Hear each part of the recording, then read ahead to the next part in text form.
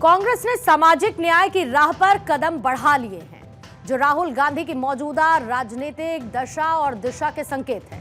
राहुल गांधी भारत जोड़ो यात्रा से लगातार जातिगत जनगणना यानी कि कास्ट सेंसस और ओबीसी के आरक्षण की लिमिट बढ़ाने की मांग उठा रहे हैं। ऐसे में तेलंगाना की रेवंत रेड्डी सरकार ने पहले जातिगत सर्वे कराया और अब उसके बाद ओबीसी के आरक्षण को 23% से बढ़ाकर 42% कर दिया है।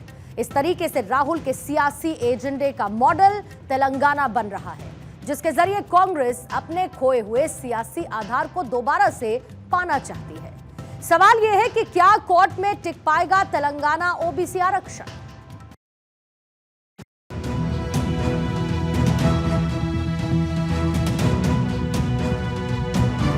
तेलंगाना की रेवंत रेड्डी सरकार ने राज्य में ओबीसी समुदाय के लोगों के लिए आरक्षण का कार्ड खेलकर कांग्रेस को गदगद कर दिया है। बीजेपी को घेरने में जुटे राहुल गांधी जाति जनगणना के रूप में नया हथियार ले आए हैं। कांग्रेस की तेलंगाना सरकार ने ओबीसी आरक्षण का दायरा बढ़ाने का ऐलान क्या किया कि राहुल गांधी की खुशी का ठिकाना नहीं रहा। तेलंगाना के मुख्यमंत्री रेवंत रेड्डी ने विधानसभा में ऐलान किया है कि उनकी सरकार राज्य में ओबीसी की आरक्षण सीमा 23% से बढ़ाकर 42% करने जा रही है। इसके लिए तेलंगाना विधानसभा में 2 विधेयक पारित किए गए, जिसके तहत सरकारी नौकरियों, शैक्षणिक संस्थानों और शहरी ग्रामीण स्थानीय निकाय चुनावों में पिछड़े वर्ग को 42% आरक्षण का प्रावधान है। विधानसभा से पास होने के बाद सरकार ने इस विधेयक को राज्यपाल की मंजूरी के लिए भेज दिया है।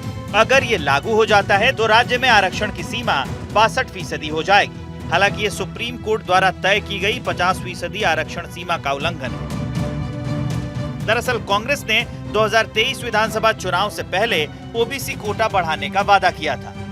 राहुल गांधी भारत जोड़ो यात्रा से लगातार जातिगत जनगणना यानी कास्ट सेंसस और ओबीसी को आरक्षण की लिमिट बढ़ाने की मांग उठा रहे हैं। ऐसे में तेलंगाना की रेवंत रेड्डी सरकार ने पहले जातिगत सर्वे कराया और अब उसके बाद ओबीसी के आरक्षण को 23% बढ़ाकर 42% कर दिया है।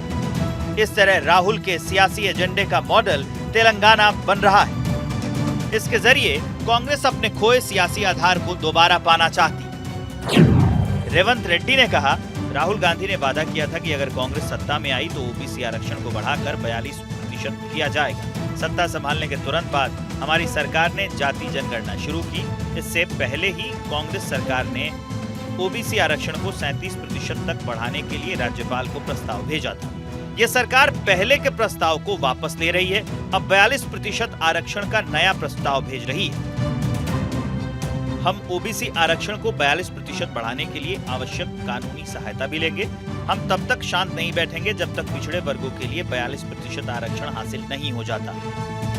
वहीं राहुल गांधी ने तेलंगाना सरकार के इस फैसले की जमकर तारीफ की है और इसे क्रांतिकारी कदम बताया है।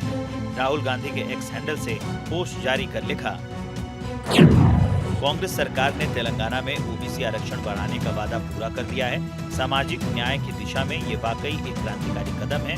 इसके द्वारा राज्य में आरक्षण पर से 50% की दीवार भी गिरा दी गई है। तेलंगाना विधानसभा में कुल 117 सीटें हैं, जिनमें से कांग्रेस के पास 64 विधायक हैं। रेवंत रेड्डी सरकार विधानसभा में ओबीसी के आरक्षण लिमिट बढ़ाने वाले बिल को पास करा लेगी, लेकिन ये इतना आसान नहीं होगा।